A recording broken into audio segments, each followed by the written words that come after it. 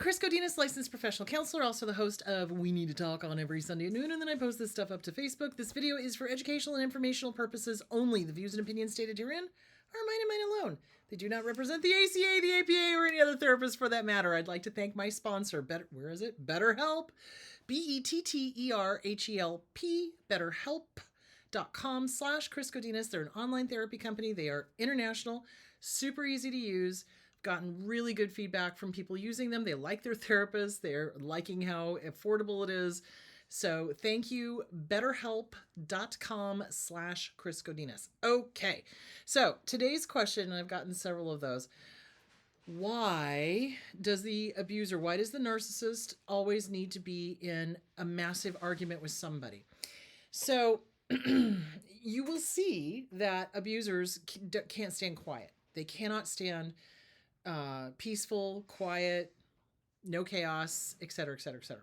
So they will always be in a fight with somebody. They'll come up with stuff. They'll make stuff up. They'll decide to be offended by somebody just so they can have an argument going. And that is literally what they do. So abusers are, how do I explain this? They need distraction. They need distraction. They need to have anger and chaos and destruction and hatred and all of that, because it keeps them out of their own thoughts, which I can guarantee you are not very nice, and it gives them something to focus on. So let me give you a great example. My dad was always in an argument with somebody, always. So growing up, we were drugged from one church to another because he'd get with a church and then he'd find a reason to be offended by something that they were teaching at the church or music that they were playing at the church. I remember one church, he got pissed off because they had a rock band. What?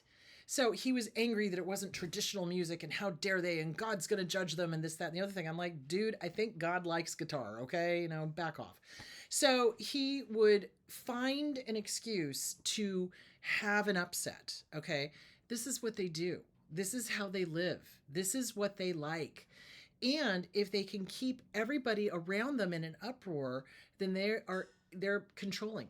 They can more easily control the pieces on the chessboard.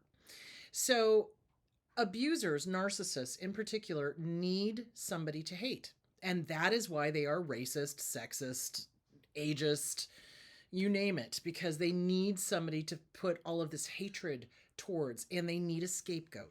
Okay. So that's why they do, oh, I hate this person because blah, blah, blah.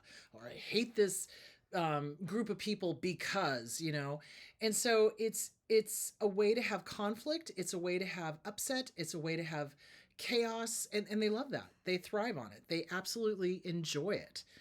And they absolutely have to be in an argument with somebody. And they spend a majority of their time trying to prove that they're right when they're wrong. That's the crazy thing. My dad would do the same thing that I see a lot of other narcissists doing, which is they're wrong. They're in the wrong. They're starting an argument with a group of people or with a person or with an institution or whatever. The narcissist is in the wrong, but I'm right. I'm going to show you I'm right. I'm going to get you. Revenge. Huge. So they're always thinking about how to get theirs. They're always thinking about how to hurt this person that they really hate.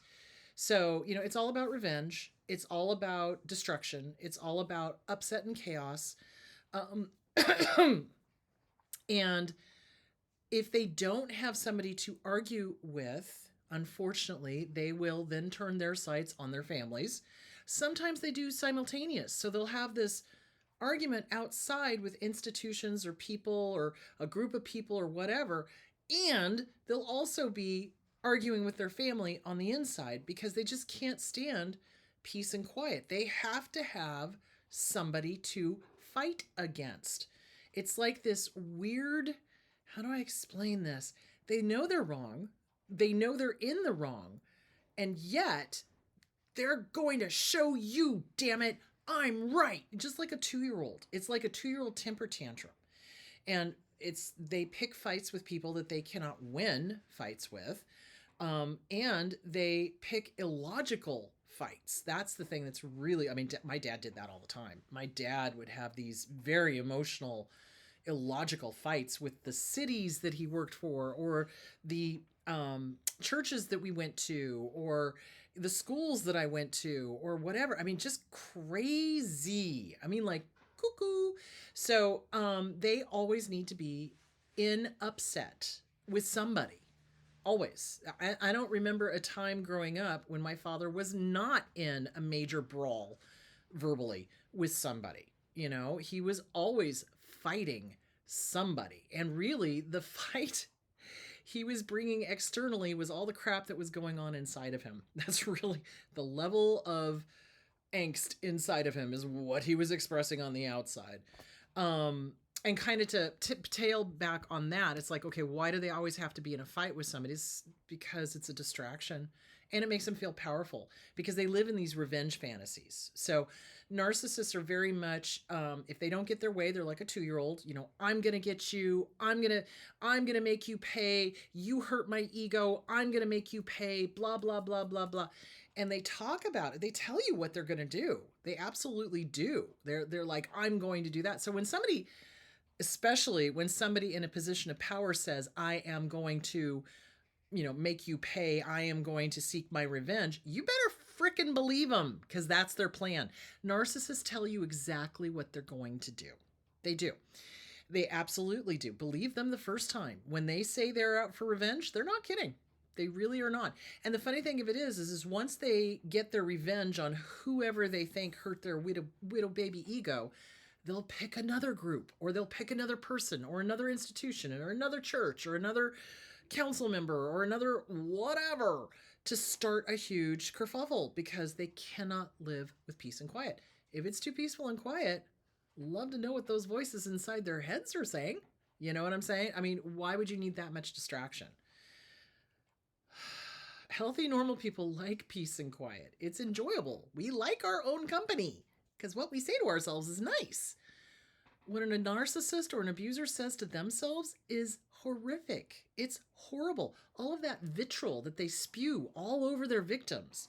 You know, the you're not good enough, you. That's all about them.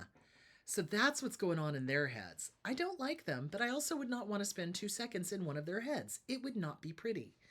So, so that's why they need to be in fights with people. It's a distraction, ultimately. And it feeds their ego, because it makes them feel, I'm going to get you. I'm going to get mine. I'll show you I'm right. Blah, blah, blah, blah. You know, their ego is 100% in charge. There is no there. It is all ego.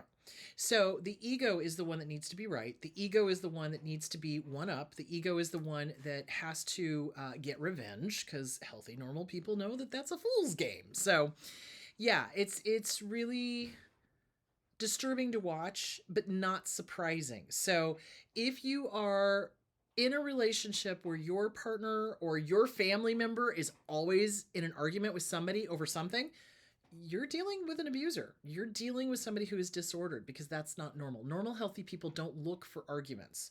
I'll tell you what, if somebody brings an argument to me and it's going to affect my living, my lifestyle, my family, my friends, you bet you start something, I'm going to finish it. Damn straight.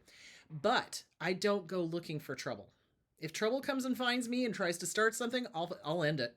I will. I'll just be like, nope, we're not doing that, and here's why. But abusers, what they do is they go looking for it. They absolutely, first thing in the morning, who can I be mad at? Who can I yell at? Who can I be a Karen with? You know, seriously, that's what they do. So they love the upset. They love the confrontation. They love, as long as they think they're right, as long as they think they're going to win.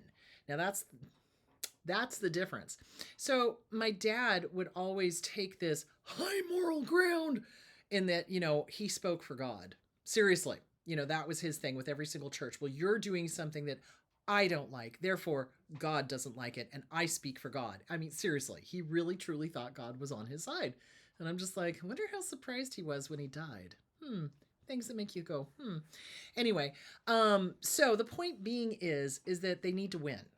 And they pick arguments with people that they think they can win against, or that they think they can humiliate, or that they think they can get one up on.